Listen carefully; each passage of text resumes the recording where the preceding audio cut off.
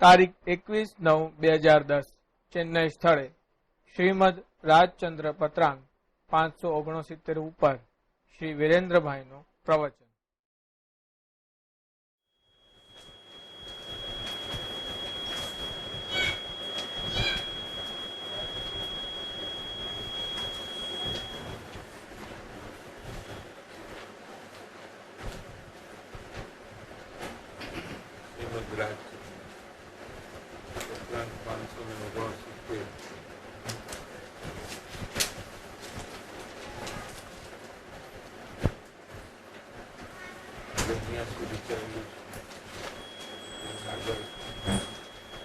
જનકાદી ઉપાધિમાં રહ્યા છતાં આત્મ સ્વભાવમાં વસતા હતા એવા આલંબન પ્રત્યે ક્યારેય બુદ્ધિ થતી શ્રીજીન જેવા જન્મ ત્યાગી પણ છોડીને ચાલી નીકળ્યા એવા ભયના હેતુરૂપ ઉપાધિ યોગની નિવૃત્તિ આ પામર જીવ કરતા કરતા કાળ વ્યતીત કરશે તો આશ્રય થશે એવો ભય જીવના ઉપયોગ પ્રત્યે પ્રવર્તે છે. કેમ કે એમ જ કર્તવ્ય છે. હવે પોતાની વાત કરે છે. કૃપાળુદેવ પોતાના પરિણામ જે ચાલે છે એની વાત કરે છે. જૂનાગમમાં જનક એટલે સીતાજી નામ માતુશ્રી અથવા રામચંદ્રજીના સીતાજીના પિતાશ્રી અને રામચંદ્રજીના સસુર એમનું નામ જનક. એ આત્મજ્ઞાની અને ઉપાધિ આદિ સંસારિક પ્રવૃત્તિમાં રહેતા હતા. એ વાત કૃપાળુદેવને જ્યારે ખ્યાલમાં આવી તો એમને એમ નથી થતું કે અમે પણ ગ્રસ્ત દશામાં છીએ, અમારી પણ વિધેયી દશા છે, એટલે અમે શરીરથી ભિન્ન અત્યારે અમારું પરિણમન ચાલુ છે, માટે અમને પણ કાંઈ વાંધો નથી એવું અવલંબન પોતે લેતા નથી, એવો આધાર પોતે લેવા માંગતા.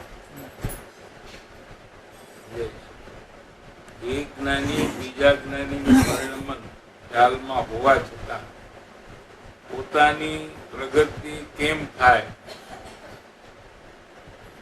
એવા વિચારમાં આવે છે. એટલે શ્રીજીનું ઉદાહરણ લે છે. તીર્થંકર એ બધા જન્મ ત્યાગી જેવા છે. જન્મે અને એ જ ભવે મોક્ષમાં જવા વાળા હોવાથી જન્મથી જ એમને અંતરમાં ત્યાગ દશા હોય છે. એટલે ક્યાંય પણ એમને રસ હોતો અત્યંત નિરસપણે બધા પરિણામ ચાલે છે. આમ તો રાજા આદિના ભવો તીર્થંકરને હોય છે, ક્ષત્રિય હોય છે, એ રાજા હોય છે, એટલે ઘણો વૈભવ બહારમાં હોવા છતાં અંદરમાં અત્યંત નિરસપણું એવા જન્મ ત્યાગી જેવા જે એ બધા વૈભવને છોડીને જંગલમાં ચાલ્યા જાય છે દીક્ષા લઈને, એ પણ જીના ગમતી છે. એ પણ આપણો ઇતિહાસ કહે છે કે આવા પણ જ્ઞાની હતા જે સંસારમાં રહેવા નહોતા માંગતા.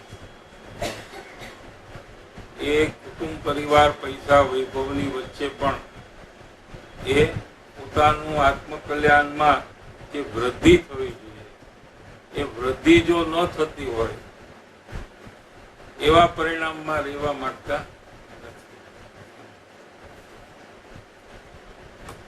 એમનું અવલંબન કૃપાળુદેવ લે છે. અમારે પણ આ શ્રી જીન જેવું આ વેપાર આદિ પ્રવૃત્તિને છોડીને ત્યાગી થવું છે. એવા એમના અંતર પરિણામમાં જાગૃતિ એવા પ્રકારની છે કે આ બધા ઉદયમાંથી અમે ક્યારે નીકળીને જંગલમાં ચાલ્યા જઈએ. એટલે અમારી આરાધના છે એ જલ્દી વધવા માંડે. ભિન્નપણું તો છે જ, આરાધના તો ચાલુ છે, પણ એમાં જે વિશેષ પ્રકારે પ્રવૃત્તિ થાય એમાં બાહ્ય ત્યાગની આવશ્યકતા એમને લાગે છે અને એમ જ કર્તવ્ય છે, એમ જ કરવા લાયક છે. જનકાદિનું અવલંબન લેવા લાયક નથી એમ પોતા માટે એ વિચારે છે. જોકે આવા જ્ઞાની તો એટલા થઈ ગયા જે રાજા હોય અને છતાં બી ભિન્નપણે પોતાની અંદરમાં આરાધના કરતા હોય તો પણ મુમુક્ષુએ કૃપાળુદેવ વેપાર કરે છે માટે આપણે પણ વેપાર કરી શકાય અને વેપાર કરતા કરતા પણ આરાધના કરીને એક ભવતારી થયા માટે આપણે પણ વેપાર કરીએ અને આપણું કામ કરશું એવું અવલંબન લેવું ન જોઈએ. કેમ કે જ્ઞાની છે એ કોઈ બાહ્ય પ્રવૃત્તિમાં કોઈ રસ વગર પ્રવૃત્તિ છે, નિરસપણે પ્રવૃત્તિ છે. તેથી એમનું બંધન જ્ઞાનીને થતું નથી. અજ્ઞાની પાસે તો અંતરમાં એવું કોઈ સાધન નથી માટે એ રસપૂર્વક એ જ પ્રવૃત્તિમાં એને અનંત બંધન થાય. એટલે જ્ઞાની કરે એમ કરવાનું નથી, પણ જેમ કહે એમ કરવાનું.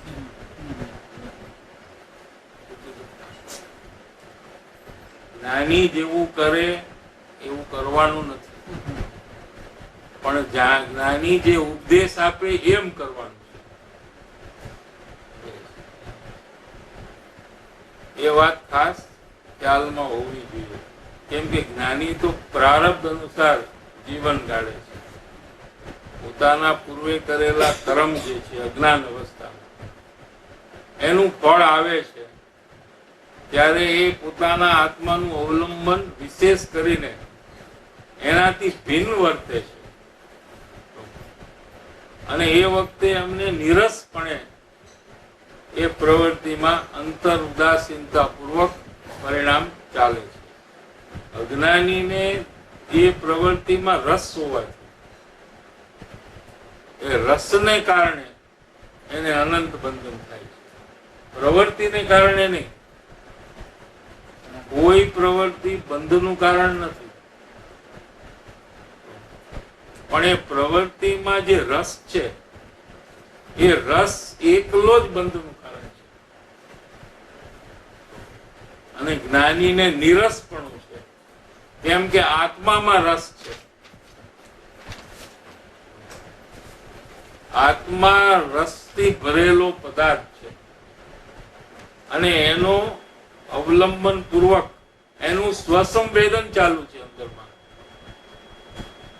તેથી આત્માની મુખ્યતામાં, ઉર્ધ્વતામાં એ પર પદાર્થમાં નિરસપણું સહજ ચાલુ હોવાથી એ ઉદયમાં એમને બંધન થતું નથી.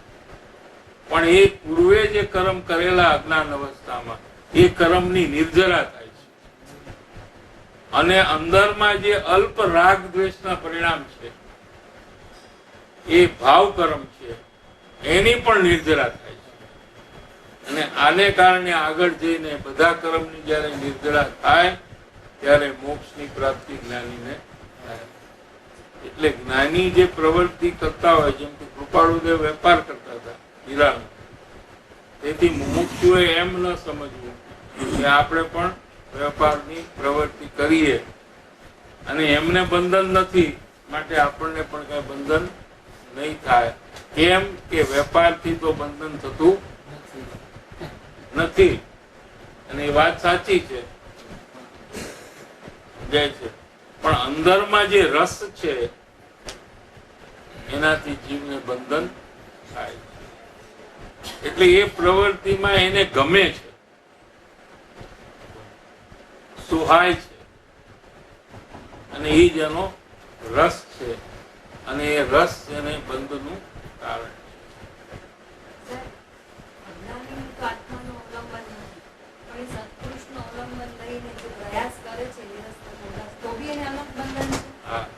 આત્મજ્ઞાન વગર અનંત બંધન થાય છે. આત્મજ્ઞાન થાય તો જ બંધન અટકી જાય, એના વગર અનંત બંધન ચાલુ રહે છે. રસમાં ફરક પડે છે. રસમાં ફરક પડે છે. પડે છે પણ અનંત છે બંધન. એ રસમાં ફરક પડે છે એનું એક સારું ફેક્ટર એ છે કે હવે એ અભાવ કરી શકે જો એ પુરુષાર્થ કરે તો. પણ એ રસના પરિણામ ઘટવાથી જો એને સંતુષ્ટ પણ થાય તો પાછો એ રસ વૃદ્ધિગત પાછો પહેલા જેવો.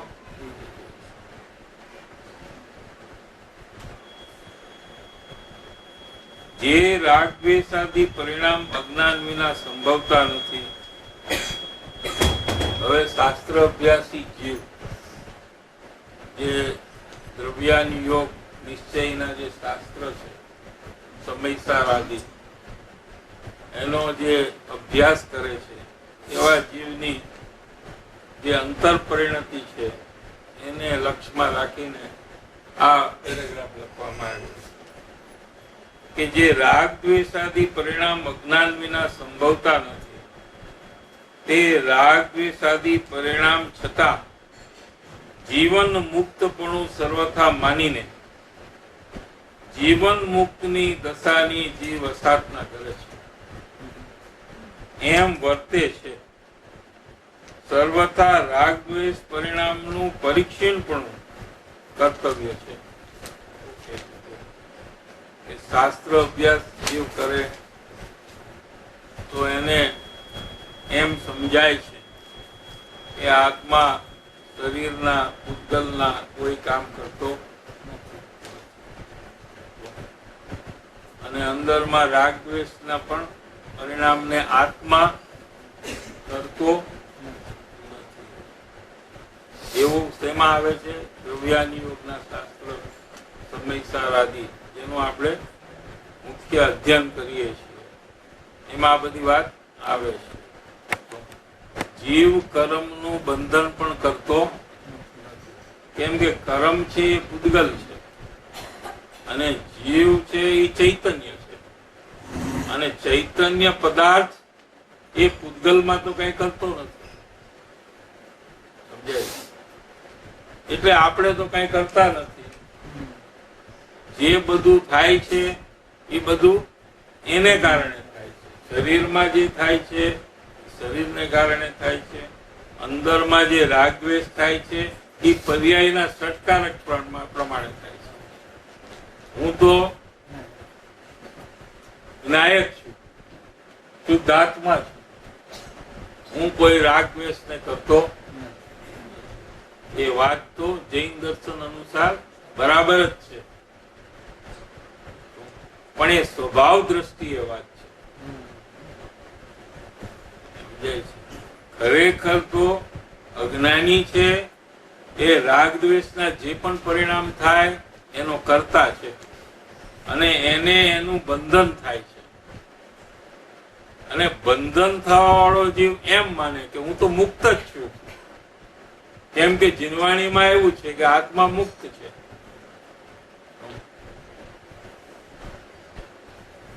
તો પછી આ અજ્ઞાન છે એ કોનું છે?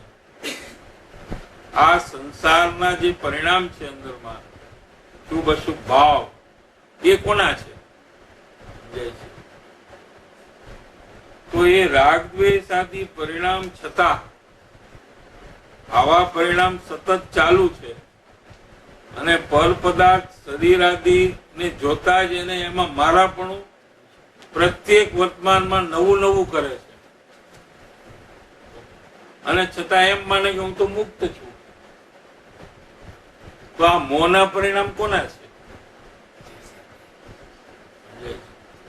ઘણો શાસ્ત્ર અભ્યાસ જો કોઈ કરે સમયસર આદિ, તો એને એમ આવી માન્યતા નિશ્ચયાભાસીને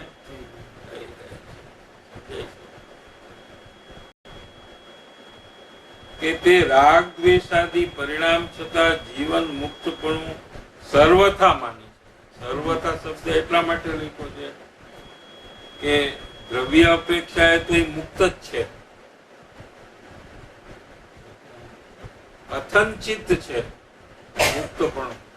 જે સમયસારમાં મુક્તપણું જીવને કીધું છે એ કોઈ અપેક્ષાએ કીધું છે, એટલે દ્રવ્ય દ્રષ્ટિથી કીધું છે. પણ પર્યાયમાં જ્યાં રાગદ્વેષના પરિણામ થાય છે, મોહના પરિણામ છે, તો ત્યાં એને બંધન પણ થાય છે.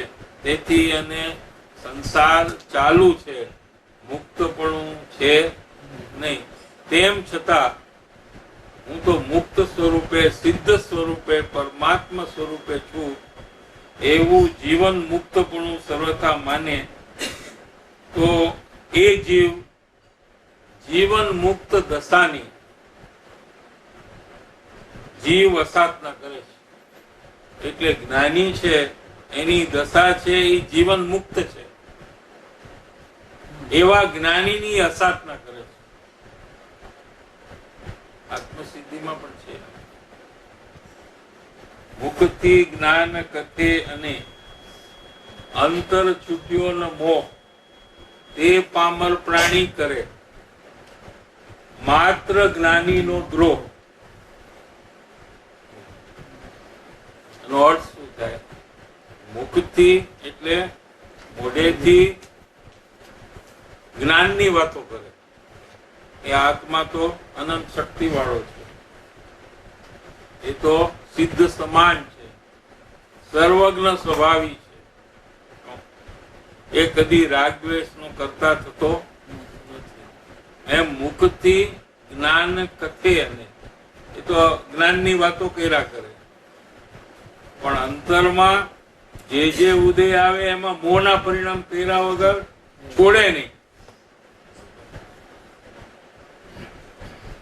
શરીર મારું, નામ મારું, પૈસા મારા, ગાડી મારી, ઘર મારું, કપડા મારા, જે વસ્તુ એના સંયોગમાં આવે એ બધામાં મારા પણ કરે. અંતર છૂટ્યો ન મોહ. મોહ અંદરમાંથી છૂટો.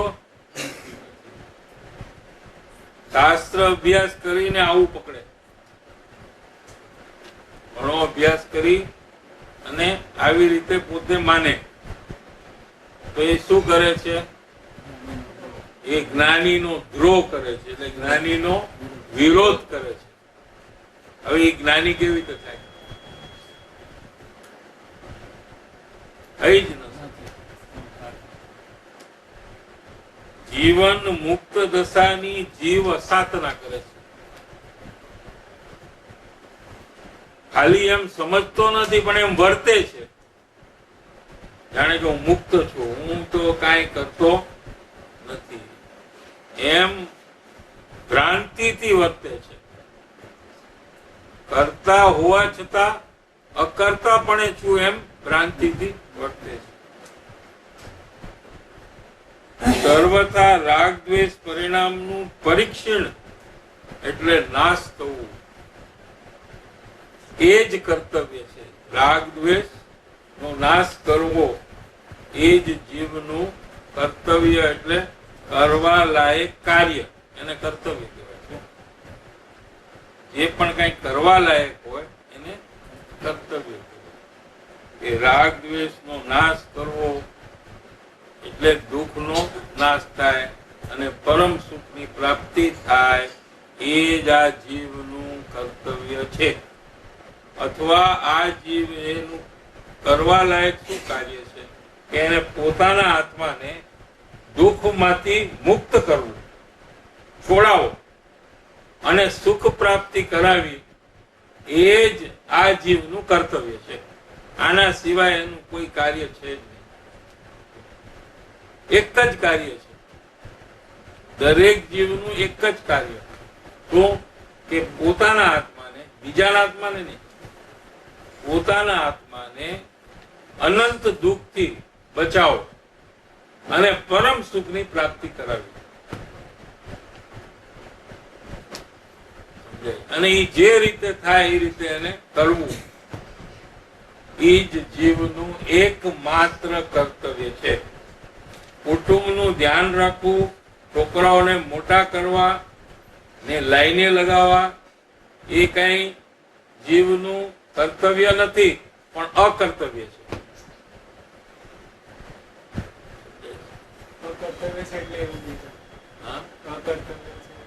એટલે એનું કર્તવ્ય નથી, ડ્યુટી એની નથી. કેમ કે બધા પોતાના પુણ્ય લઈને આવ્યા છે અને એ પ્રમાણે એનું જીવન છે.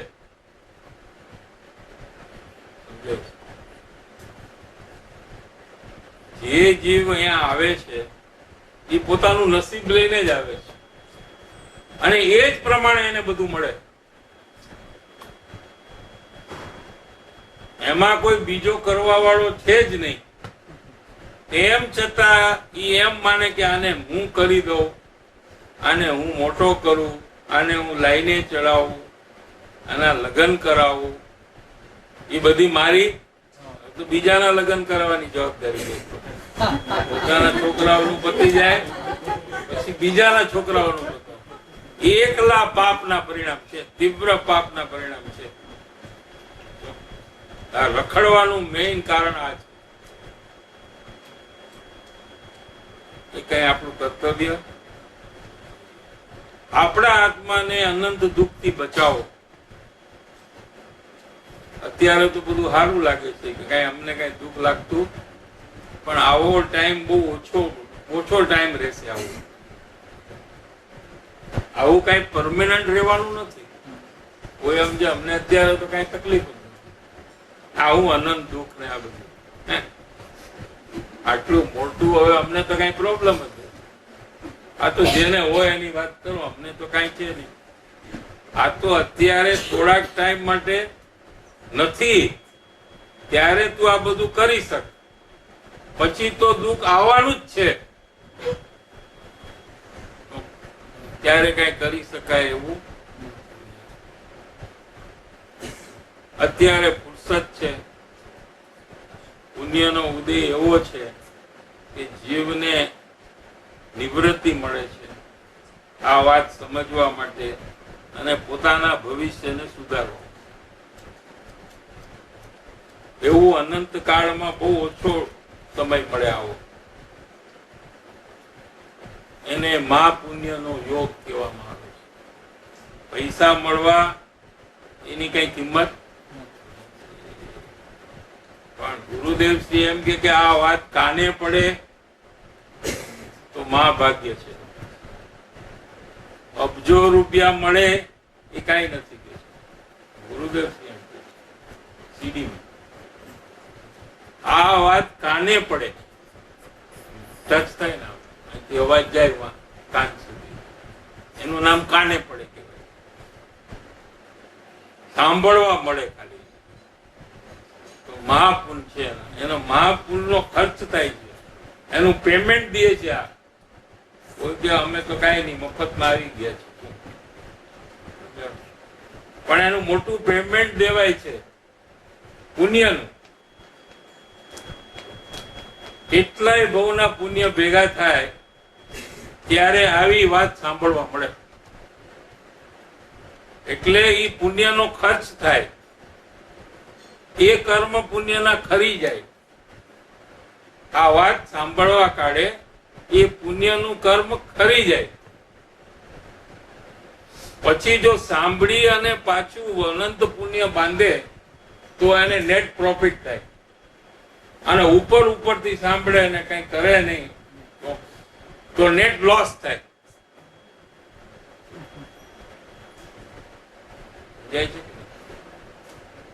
એ આપણા હાથની વાત છે. આ વાતને બરાબર સાંભળે, સમજે, વિચારે, નિર્ણય કરે અને આ કાર્યમાં લાગે તો એને ઘણું મોટું પુણ્ય બંધન થાય. જેટલો ખર્ચ કર્યો ને એનાથી લાખો ગણું મોટું પુણ્ય બંધન થાય પાછું. પણ આને સાંભળે અને ધ્યાન બીજે રાખે અને આમાં રસ લે નહીં. આ 10-11 દિવસ છે, શું કરી બતાવવા પડશે. પછી 1 વર્ષ સુધી આરામ.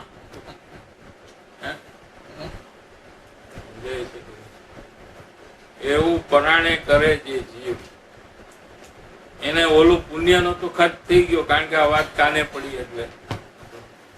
અને નવું શું એને મળ્યું? નવું એને પાપના પરિણામ થયા. એટલે શું કર્યું? એને નેટ લોસ કર્યો. સમજાય છે?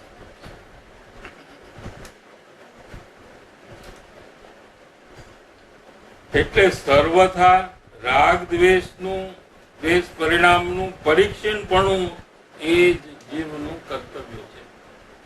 કૃપાળુદેવની ડાયરેક્ટ આજ્ઞા છે કે તમારે શું કરવાનું, કે તમારા અંદરમાં જે રાગ દ્વેષ થાય છે એનો નાશ કરવાનો. અને એનો નાશ કરવાથી શું થાય? પરમ સુખની પ્રાપ્તિ થાય, મુક્ત દશા પ્રગટ થાય. એ કાર્ય કરવાનું. આગળ અત્યંત જ્ઞાન હોય ત્યાં અત્યંત ત્યાગ સંભવે છે, અને અત્યંત ત્યાગ પ્રગટ્યા વિના અત્યંત જ્ઞાન ન હોય એમ શ્રી તીર્થંકરે સ્વીકાર્યું છે. એક મોટો સિદ્ધાંત અહીંયા કૃપાળુદેવ સ્થાપિત કરે છે કે અત્યંત જ્ઞાન એટલે સંપૂર્ણ જ્ઞાન, એટલે કેવળ જ્ઞાન, એટલે બધું જ્ઞાન. કોઈ વિશ્વની વસ્તુ જાણ્યા વગર ન રહે એવું જ્ઞાન. કોઈ વસ્તુ અજાણી ન રહે. 3 કાળ 3 લોકનું જ્ઞાન. એને અહીંયા શું કીધું? અત્યંત જ્ઞાન.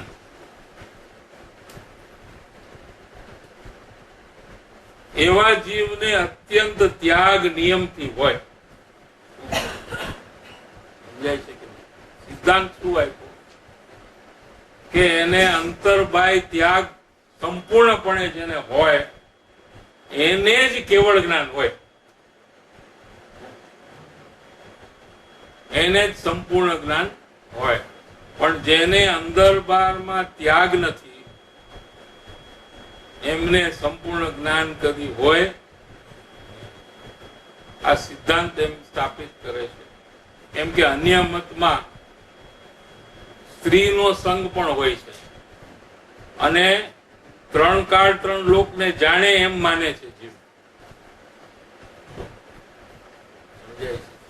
બહારમાં ગમે તે હોય, છોકરા હોય, વૈભવ હોય, અને છતાં પણ એ ભગવાન છે અને એમને 3 કાળ 3 લોકનું જ્ઞાન છે, એને બધી જ ખબર છે, એવું લોકો ભ્રમથી માને છે. જ્યાં અત્યંત ત્યાગ હોય ત્યાં જ સંપૂર્ણ જ્ઞાન હોય.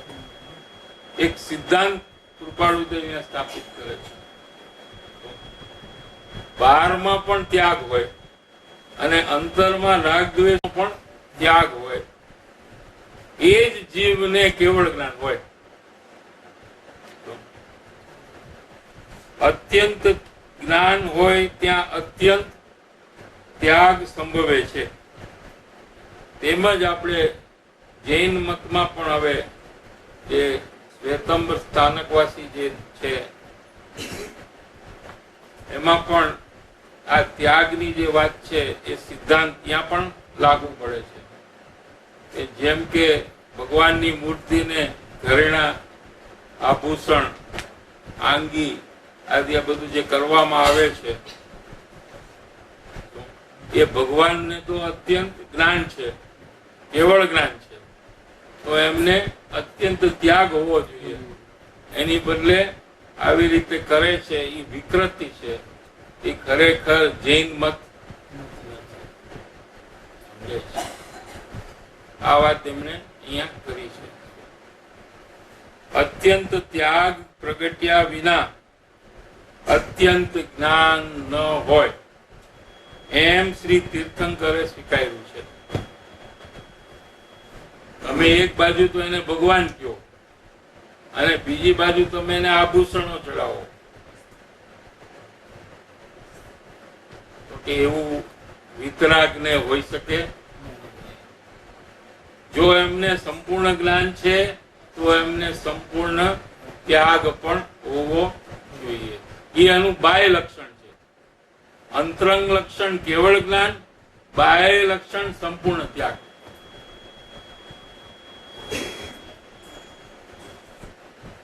આત્મ પરિણામમાંથી જેટલો અન્ય પદાર્થનો તાદાત્મ્ય અધ્યાસ નિવર્તવો તેને શ્રીજીન ત્યાગ કહે છે. હવે ત્યાગની વ્યાખ્યા અને ત્યાગનું સ્વરૂપ અહીંયા બતાવે છે અને ત્યાગ કરવાનો ક્રમ બતાવે છે. અત્યંત ત્યાગ જેમને છે કેવડી ભગવાન, એમને આ ત્યાગની શરૂઆત કેવા પ્રકારે કરી જેથી કરીને અંતે સંપૂર્ણ ત્યાગ થયો? તો કે છે આત્મ પરિણામથી જેટલો અન્ય પદાર્થનો, આ શરીર એ અન્ય પદાર્થ છે. અન્ય એટલે બીજું, અન્ય એટલે બીજું. શરીર, રાગ દ્વેષ, કુટુંબ પરિવાર એ બધા અન્ય પદાર્થ છે, બીજા પદાર્થ છે. હું બીજો છું અને આ બીજા છે. એ પદાર્થોમાં આત્મ પરિણામથી એટલે પોતાના આત્માના પરિણામથી તાદાત્મ્ય અધ્યાસ, આ હું છું, આ મારું છે, આનો હું કરવા વાળો છું, એવા જે પરિણામ જેટલા છૂટે છે એને ત્યાગ કહેવામાં આવે છે. તાદાત્મ્ય અધ્યાસ નિવર્તાવો એટલે એનાથી નિવૃત્ત થવું. પર વસ્તુ, શરીર, કુટુંબ, પરિવાર એમાં પોતાપણાનો, માન્યતાનો ત્યાગ, ત્યાંથી શરૂઆત થાય ત્યાગની. ત્યાગની શરૂઆત ક્યાંથી થાય? કે પોતાપણું જે છે એમાં, બારકી વસ્તુમાં પોતાપણું એને છોડવું. એ ત્યાગ છે. એ પ્રથમ ત્યાગ કેવડી ભગવાને આવી રીતે કર્યો હતો અને ત્યાર પછી ધીરે ધીરે આગળ વધીને આખા વિશ્વનો ત્યાગ એમને, એટલે ક્રમ પણ ત્યાગનો અહીંયા આપ્યો છે. કોઈ બહારની વસ્તુને છોડી દે અને ત્યાગ સમજે તો એ ત્યાગ, કેમ કે એ વસ્તુમાં પોતાપણું એ તો એમને એમ રહી ગયું. સમજાય છે? જેમ કે આપણે ઘર છે એને છોડીને અહીંયા આવી ગયા, આપણું ઘર જે ગણાય છે એને છોડીને આપણે અહીંયા આવ્યા કે તો આપણે ઘરનો ત્યાગ કર્યો?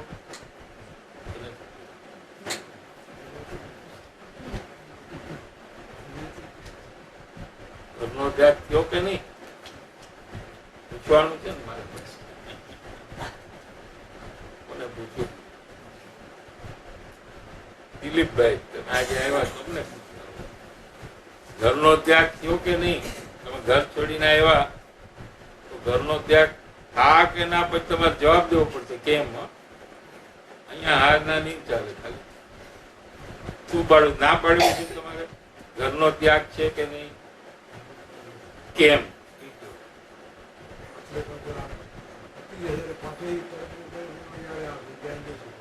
અને ત્યાં નો ગયા તો એક્ઝામ્પલ તો ત્યાગ છે?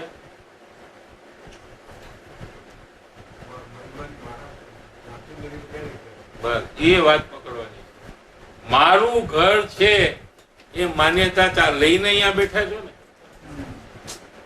એ ઘરની આગળ છોડીને આવી ગયા છે. ઘર ત્યાં છે પણ અહીંયા માન્યતામાં શું છે કે મારું ઘર આ નથી પણ ઓલું છે. એ ત્યાગ થવો જોઈએ. એ ઘરમાં રહેતી વખતે કે આ ઘરમાં રહેતી વખતે ત્યાગ એ માન્યતાનો થવો જોઈએ. આપણે વસ્તુનો ત્યાગ કરીએ પણ માન્યતાનો ત્યાગ કરતા. તીર્થંકર પરમાત્માએ ત્યાગનો જે ઉપદેશ આપ્યો છે કે આ રીતે તારે ત્યાગ કરવો જોઈએ, કે એ ઘર છે એ ખરેખર મારું નથી. હું ખાલી એમાં રહું છું હમણાં. એ ખાલી કેવા માત્ર મારું છે, ખરેખર મારું એમ. એમાં પોતાપણાનો, મારાપણાનો ત્યાગ, એને ત્યાગ કહેવામાં આવે છે. એ પ્રથમ જીવે કરવું જોઈએ. એની ભલે વસ્તુઓનો ત્યાગ કરી નાખે કે હું આ ખાવ નહીં, આ પહેરું નહીં, અહીંયા જાવ નહીં, આ જોવું નહીં. કેમ કે મારે કચ્છીમાં શું કે મને ખપે, મારે એનો ત્યાગ છે. મારે એનો ત્યાગ છે પણ એ કઈ ત્યાગ નથી.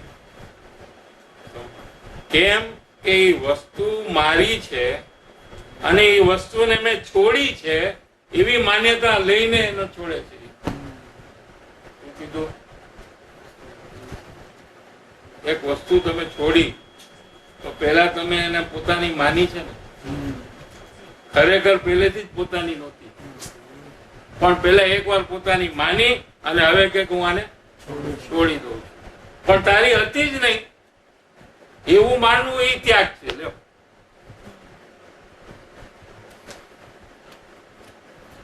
સમજાય છે કે પેલા તો પારકી વસ્તુ હોય, પછી કે આ મારી છે, પછી થોડાક હોય પછી શું કે હવે આને છોડી દઉં, આને ત્યાગ છે. પહેલેથી છેલ્લે સુધી બધું ખોટું. મારી માની એ ખોટું અને મારી માનેલી વસ્તુને હું ત્યાગી શકું છું એ હાવ એનાથી ખોટું. સમજાણું કે?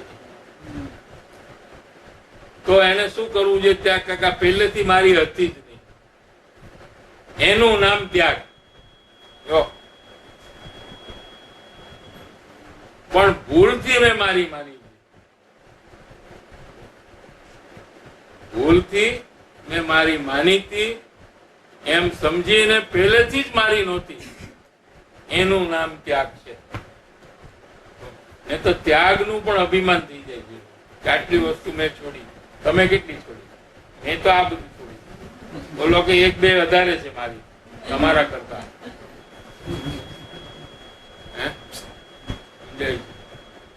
ગુરુદેવ શ્રી શું કે આ વાતને કે એકડા વિનાના મીંડા છે. એને કેવી રીતે ઇંગ્લિશમાં કહેવાય? ઝીરો છે. હા, વિધાઉટ વન, ઝીરો. હવે તમે 5 વસ્તુનો ત્યાગ કર્યો તો તમારી પાસે 5 ઝીરો. એમને 7 વસ્તુનો ત્યાગ કર્યો તો એમની પાસે 7 ઝીરો. આમાં કોણ આગળ? બેમાં કોણ હારો? આમાં 7 વાળો હારો, 7 ઝીરો વાળો હારો કે 5 ઝીરો વાળો? કે હારા નહીં, બધા ઝીરો વાળા છે. એની કરતા ઈ સાચું. કે ઝીરો નો હોય.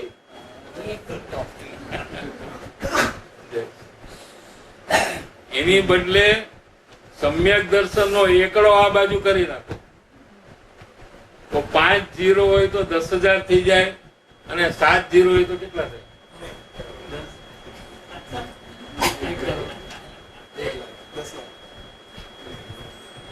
તો એ 7 ઝીરો વાળાની વેલ્યુ વધી જાય. નહીં, સમ્યક દર્શન નો એકડો હોય તો જાય છે કે નહીં? નહીતર એકડા વિનાના મીંડા છે, વર વગરની જાન છે, અને રણમાં પોક મૂકવા સમાન છે. ગુરુદેવના 3 પેટન્ટ છે. ગુરુદેવે 3 પેટન્ટ કીધા. પેટન્ટ ખબર છે? સમજાય છે? આ કોઈ પણ ધાર્મિક પ્રવૃત્તિ જીવ કરે, કોઈ પૂજા કરે, કોઈ ભક્તિ કરે, કોઈ દાન કરે, કોઈ ચોવિહાર કરે, એ બધા જેટલું જે કરે છે બધા એટલા ઝીરો એની પાસે છે. સમજાય છે? એ બધા એકડા વિનાના મીંડા છે. સમ્યક દર્શન નો જો એકડો થાય તો આ બધી જ પ્રવૃત્તિને એની કિંમત થાય. જો સમ્યક દર્શન ન થાય તો આ કોઈ પ્રવૃત્તિની કઈ કિંમત, એ ખાલી બીજાને ગણાવવા માટે ને કહેવા માટે જ કામની છે, પણ પોતાના આત્મહિત માટે સાવ નકામી છે.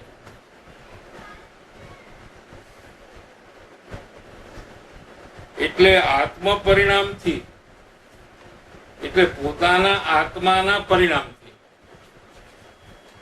જેટલો અન્ય પદાર્થનો તાદાત્મ્ય અધ્યાસ, અધ્યાસ એટલે શું? ભૂલ થઈ ગઈ છે. એને પોતાનું માનવાનો અધ્યાસ થઈ ગયો. અધ્યાસ એટલે ભૂલ થઈ ગઈ છે, એને મારું માની લીધું. આ અને હું એક છીએ એમ માની લીધું. એ નિવર્તાવો એટલે છોડવો, એ અધ્યાસને છોડી દેવો. કેવી રીતે? કે કદી મારી છે જ નહીં આ વસ્તુ. હું કોઈનો નથી. હું કોનો છું?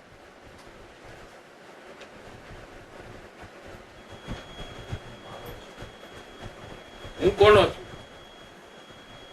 આપણે કોઈના થવા તૈયાર છીએ? કોઈની વાત માનવા તૈયાર છીએ? કોઈના બાપની વાત માનવા તૈયાર છીએ? પણ આપણી વાત બધાએ માનવી જોઈએ કે નહીં? આપણો સિદ્ધાંત શું? મારી વાત બધાએ માનવાની, હું કહું એમ બધાએ કરવાનું. Okay, agreed. હવે તું કોની વાત માની શીખે? હું કોઈની વાત માની. એ પાછું એમ કે આપણે જેને કહીએ ને તારે આમ કરવું, એ એમ જ કે હું કોઈની વાત નથી માનતો, મારી વાત બધાએ માનવાની. એ આમ કે, આ આમ કે, તો હવે શું કરવું? હવે દુનિયાના બધા લોકો એમ કે છે કે હું કોઈની વાત નહીં માનું, પણ બધાએ મારી વાત માનવાની. હવે આ દુનિયામાં શું થાય કયો? આવી દુનિયાના લોકો સાથે રહેતા હોય આવી માન્યતા સાથે કે હું કોઈનું નહીં માનું પણ બધાએ મારું માનવાનું, એમ બધાએ પાછું માનતા હોય અને બધા હારે રહેતા હોય તો શું થાય? એ થાય છે હવે એ બધે થાય છે હવે તો સમજાય છે. આપણે કોઈને આપણી વાત માને એવી આશા જો હોય તો આપણે એકાદ વાત એની પણ માનવી જોઈએ કે નહીં, કે ખાલી વન વે જ છે. આપણે કોઈ વાત માનીએ તો આપણે કેટલી તકલીફ થાય છે. તમે કેમ મારે કરવા? એને એમ નહીં થતું હોય, એ પણ જીવ નથી, એને બી એમ થતું હોય ને તમે કેમ મારે કરવાનું? તો એમ થાય કે મારી સ્વતંત્રતાનું શું, મારી ઇન્ડિપેન્ડન્સ નું શું? આપણે બધાને ડિપેન્ડન્ટ બનાવવા માંગીએ છીએ અને પોતે ઇન્ડિપેન્ડન્ટ રહેવા માંગીએ છીએ. સમજાય છે? આપણે કોઈની નીચે આવવું, આપણે કોઈની વાત માનવી અને કોઈ આપણી વાત ન માને તો આપણે ચલાવી શકીએ એમ. હવે આમાં સુખ કેવી રીતે મળે? એ કેવું? કદી સુખ ન મળે આમાં. ધમાલ ધમાલ ધમાલ સિવાય કાંઈ ન થાય. પોતાપણું જ્યાં છે જીવને, એ જ એને અનંત જન્મ મરણનું કારણ છે. અને પોતાપણુંની સાથે એને કરતાપણું આવે છે કે હું કહું એમ એને કરવાનું. બાજુવાળાના ઘરમાં આપણે કઈ માથાકૂટ કરીએ કે હું કહું એમ તારે કરવાનું? બોલો કાઢી ગેટ આઉટ. કેમ કે ત્યાં પોતાપણું, તો કરતાપણું ક્યાં આવ્યું કે જ્યાં પોતાપણું અહીંયા આવે? મારા માયના ને એટલે પછી આવા ભાવ આવે કે હું કહું એમ એને કરવાનું. બાજુવાળાને મારો માયનો નથી તો આપણે એને કઈક કરવાનો આગ્રહ કરતા, કદાચ આપણને કહે તો આપણે કહીએ આમ કરો તો સારું, પછી ઓલો ન કરે તો ન કરે. પણ આપણે આપણા ઘરવાળાને કીધું હોય એને ન કરે તો શું થાય? શું થાય? ધમાલ. અને બાજુવાળાને આપણે કીધું હોય અને પછી બે દી ચેક કરીએ તો કે ના મેં નથી કર્યું, આપણે વાને બીજી વાર કેવું એમ કરે નાખી. એને વૈરાગ્ય આવે. શું આવે? ઢોલ ડાયા થઈને સામે ચડીને કહેવાય જાય અને ઓલો બિચારો સાંભળીને માથું હલાવે ને એકે વસ્તુ કરતો. આપણે મૂર્ખ બનીએ છીએ.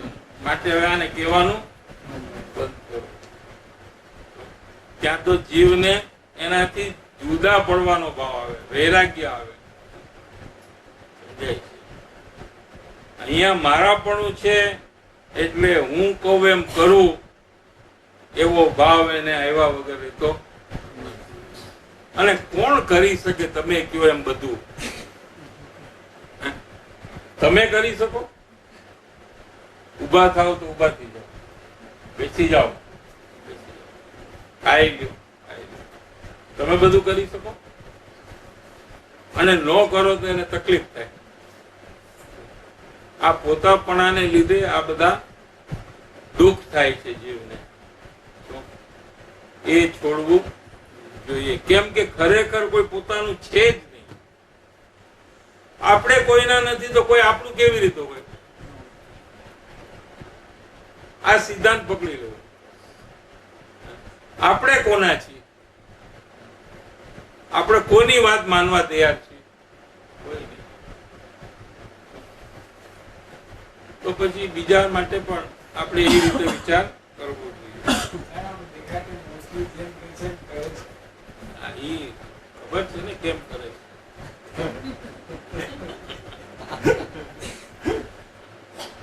આપણે સાચા છીએ માટે કરે છે કે નહીં? એમ આપણે તો માનીએ છીએ, પણ એ માને છે કે આમ નહીં કરું તો આને ગુસ્સો આવશે. શું કામ કરે? નહીં કરીએ તો ગુસ્સો આવશે. માટે બાળો.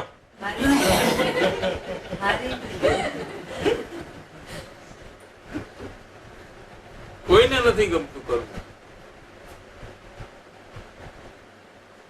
જીવને પોતાની ઈચ્છા પ્રમાણે કરવું છે, કોઈના કહેવાથી નથી કરવું. એનો બોસ કોણ છે? એનો વર્ડ નહીં, એનો બોસ એની ઈચ્છા. ઈ એને કે એમ એને કરવું છે. એની ઈચ્છા થાય કે હું બેસી જાઉં અને વર કે ઉભા થાવ, તો એને શું થાય? તકલીફ થાય, ગમે નહીં. કેમ કે ઈચ્છા એમ છે કે બેસી જાઓ, અને ઈચ્છા પ્રમાણે કરે તો જ એને શાંતિ થાય. કેમ કે ઈચ્છા દુઃખ છે. આપણે સવારે વાત થઈ ગયા, અહીંયા પણ લાગુ પડે છે કે બેસવાની જેવી ઈચ્છા થઈ ત્યારથી શું ચાલુ થાય? દુઃખ ચાલુ થઈ જાય. ક્યાં સુધી? કે જ્યાં સુધી બેસાય. વળી કોક બોલાવે ત્યારે અહીંયા હો તો 1 મિનિટ, અને બેસવું હોય અને ઓલો બોલાવે તો એને શું થાય? અરે પણ રેવા દે ને, હમણાં થોડી વાર પછી આવું.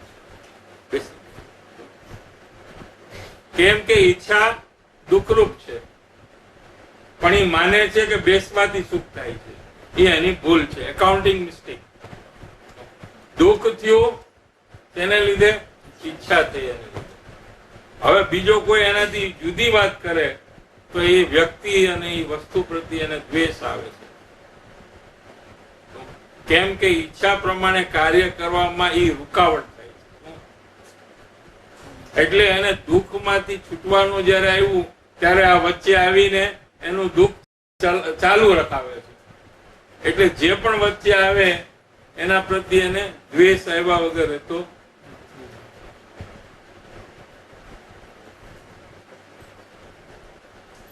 એમ ચોથે ગુણસ્થાને પોતાપણાનો ત્યાગ થાય છે, કર્તાપણાનો ત્યાગ થાય છે. એના આધારે હું રહું છું એવી માન્યતાનો પણ ત્યાગ થાય છે, અથવા એનાથી મને સુખ મળે એ માન્યતાનો પણ ત્યાગ થાય છે. એ પાંચે પ્રકાર જે છે ભોગતા બુદ્ધિ, એ પાંચે પ્રકારની માન્યતાનો એક સાથે ત્યાગ થાય છે. અને ત્યાર પછી જયારે પાંચમું ગુણસ્થાન આવે છે ત્યારે એ પદાર્થની સાથે જે અસ્થિરતા રૂપ જોડાણ છે એ પણ ઘટવા માંડે છે, અને આત્મા તરફનું જોડાણ વધે છે. અને મુનિ દશા આવે છે તો હજી પણ આત્માનું વિશેષ જોડાણ થાય છે. એટલું જ પર પદાર્થનું અસ્થિરતા રૂપ જોડાણ તૂટતું જાય છે. અને જ્યારે સંપૂર્ણપણે આત્મામાં લીન થઈ જાય એટલે કેવળ જ્ઞાનની ઉત્પત્તિ થાય ત્યારે કોઈ પદાર્થમાં પોતાપણું કે અસ્થિરતા રૂપ જોડાણ એને રહેતું નથી. એને સંપૂર્ણ ત્યાગ કહેવામાં આવે છે. એ આત્માના અવલંબન વગર ત્યાગ થઈ શકતો. કેમ કે ત્યાગમાં ગ્રહણ શું થયું એ જોવું જોઈએ. આપણે કોઈ વસ્તુનો ત્યાગ કરીએ ત્યારે આપણે શું ગ્રહણ કર્યું? આપણે ત્યાગ કર્યું વસ્તુનો અને ગ્રહણ કર્યું અભિમાન, કે મેં આ બધી વસ્તુનો ત્યાગ કર્યો.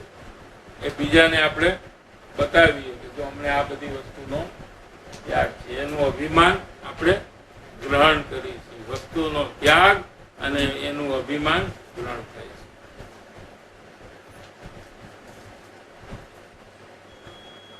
તે તાદાત્મ્ય અધ્યાસ નિવૃત્તિ રૂપ ત્યાગ થવા અર્થે આ બાહ્ય પ્રસંગનો ત્યાગ પણ ઉપકારી છે.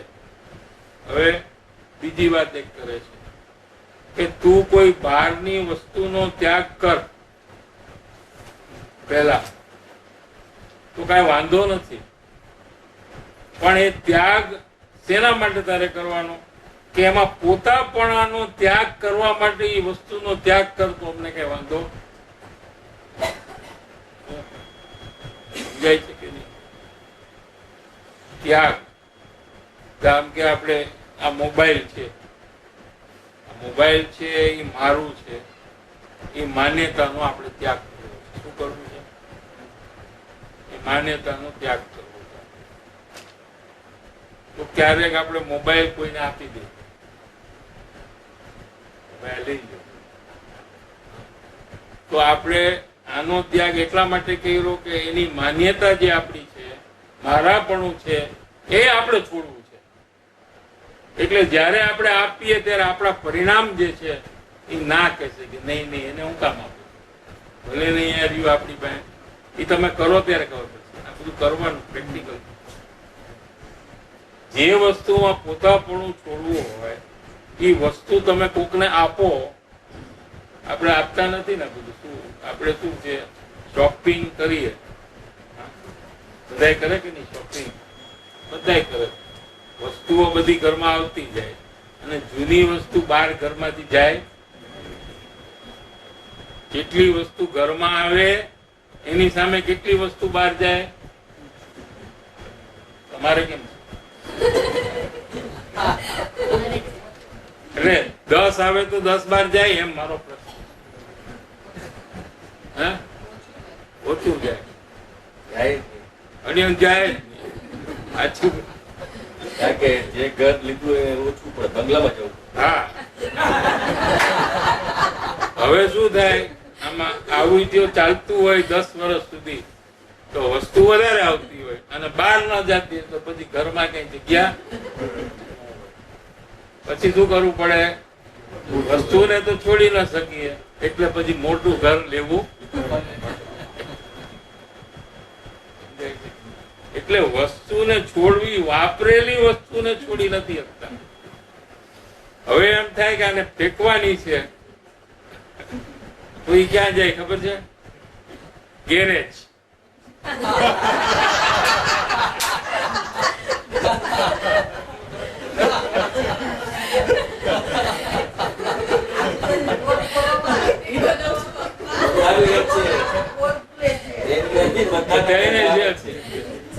પછી ક્યાં પોલ? આ હાલ છે. કોઈ વસ્તુને છોડવી પડે છે. આ તો શું ત્યાગનો વિષય ચાલે છે? ક્યાં આવે પોલની વાત? એટલે કોઈ વસ્તુ છોડવામાં કેમ તકલીફ થાય છે? વાપર્યા પછી પણ આટલી તકલીફ. હવે ફાટી ગયો હોય, કલર ફેડ થઈ ગયો હોય, ઓલા વાસણમાં ગોબા પડી ગયા હોય, તોય આપણે કોઈને દઈ શકતા નથી. એટલે કેટલું મમત્વ છે વસ્તુમાં, ઈ આમાંથી નક્કી થાય. તો પછી નવી વસ્તુ કેવી રીતે દેશું? આ તો જૂની વસ્તુની આ પોઝિશન છે. તો નવી વસ્તુ કોઈને દેવામાં કેટલી તકલીફ થાય? અને આખી દુનિયાની વસ્તુનો ત્યાગ કેવી રીતે થશે?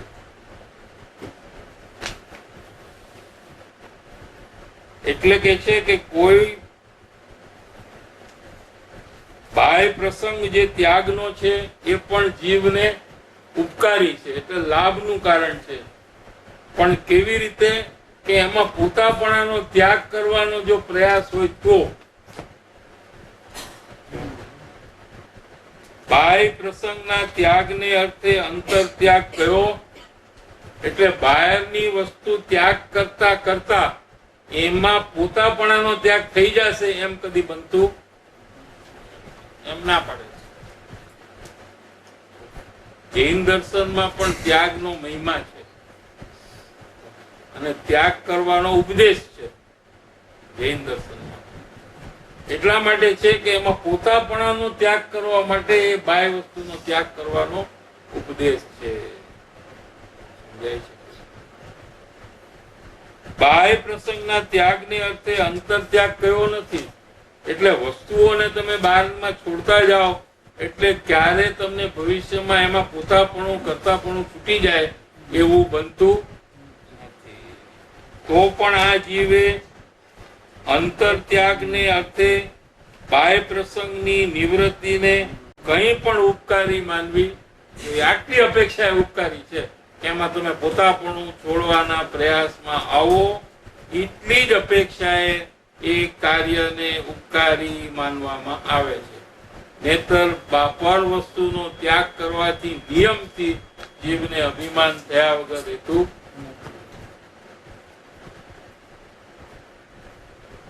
નિત્ય છૂટવાનો વિચાર કરીએ છીએ. હવે પાછી પોતાની વાત કરે છે. અમે તો અત્યારે જે પ્રસંગમાં છીએ, વેપાર આદિ કુટુંબ પ્રવૃત્તિમાં, એમાંથી અમે છૂટવાનો વિચાર ક્યારેક ક્યારેક કરીએ છીએ, અમે નિત્ય કરીએ છીએ. 24 કલાક અમને આ જ વિચાર આવે છે કે ક્યારે છૂટી, ક્યારે છૂટી. બહુ ઉદાસીનતા એમને હતી. પરિણામમાં વૈરાગ્ય ઘણો બધો હતો અને આત્મામાં અંતરલીનતા પણ ઘણી હતી એમને. અને જેમ તે કાર્ય તરત પતે તેમ જાપ જપીએ છીએ. જેમ આપણે પૈસાની રુચિ હોય તો પૈસા પૈસા પૈસા એ જ ચાલતું હોય. શેર માર્કેટની રુચિ હોય એ શું કરે? શેર શેર શેર એ જ પહેરા કરે. આખું બીજું જેને મળે એને શેરની જ વાત કરે, બીજી વાત. એનું નામ જાપ જપવું. દાખલો છે. અહીંયા શું જાપ જપે છે કે અમે આ બધાથી ક્યારે છૂટી, ક્યારે છૂટી, અમે ક્યારે એકાંતમાં જાય અને અમારું કાર્ય પૂરું કરીએ, એવો જાપ જપીએ છીએ. જોકે એમ લાગે છે કે તે વિચાર અને જાપ હજી તથારૂપ નથી, શિથિલ છે. આવું છૂટવાના ભાવ હોવા છતાં એ પ્રવૃત્તિમાંથી છૂટતા નથી, છૂટી શકાતું નથી. તો એનું કારણ શું? કે અમારી નબળાઈ છે. એમ નથી કેતા કે કર્મનો ઉદય એવો છે, બહુ આકરો ઉદય છે, કર્મની કઠણાઈ છે. શું કે આપણે બધા શું કહીએ? કર્મનો ઉદય બહુ આકરો છે, અમારે કરવું છે આ બધું પણ અમે કરી શકતા. આ જ્ઞાનીનું પરિણામ જુઓ. આટલો બધો જાપ જપે છે છૂટવાનો, તોય એમ કે છે કે હજી અમારો જાપ બરાબર નથી, તો અમે કેમ છોડી ના દઈએ આને?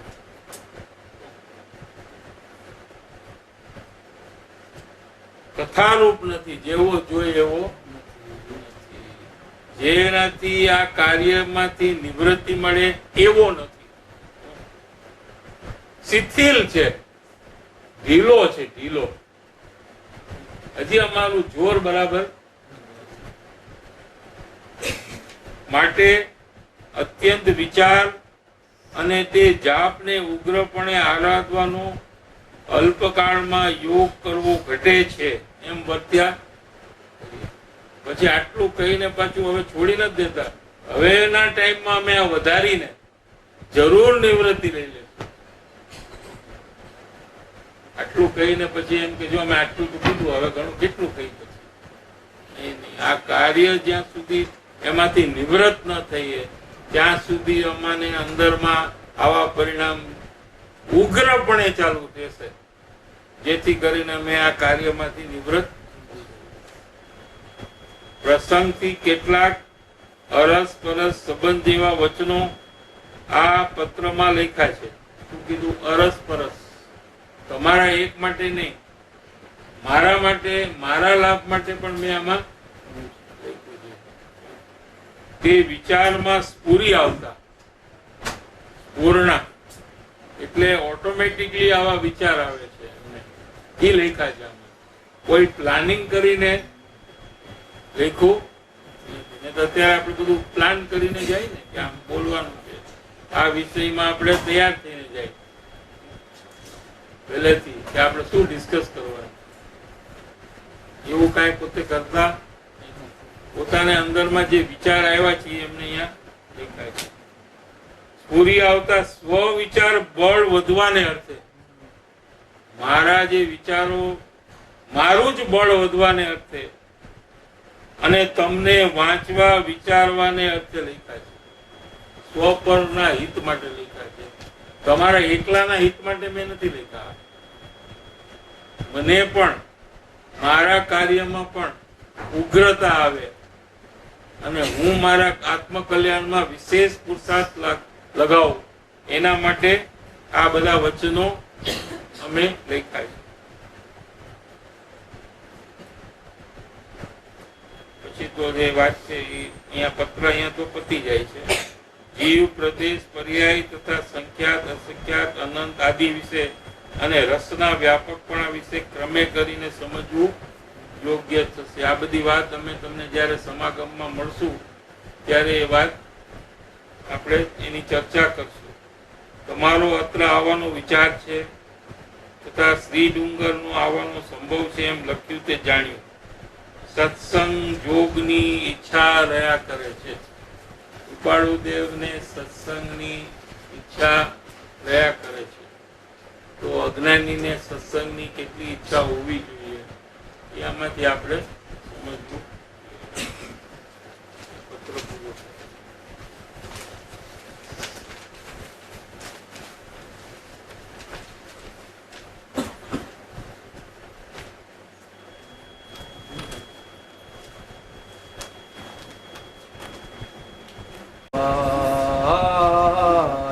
અમ જીવન અજવાય એક તમારી ચાહના, બીજી કોઈ આસના, અમ જીવન અજવાય,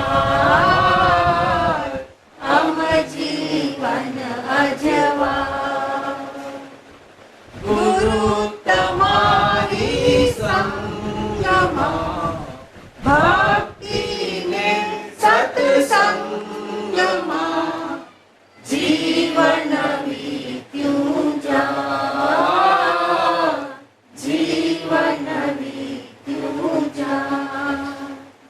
પીપળાની શીરડી છાયા જેવો વિશાળ તો, પીપળાની શીરડી છાયા જેવો વિશાળ તું, મીઠી પરબના પાણી તરસ્યા ને પાય તું, મીઠી પરબના પાણી તરસ્યા ને પાય તું. પીપળાની શીરડી છાયલી તો મીઠા જળની પરબડી, પીપળાની શીરડી છાયલી તો મીઠા જળની પરબડી, સૌની પ્યાસ બુઝાય, સૌની પ્યાસ બુઝાય. ગુરુ તમારી સંગમાં, ભક્તિને સત્સંગમાં, જીવન વીત્યું જાય, જીવન વીત્યું જાય. બોધિદાર તારી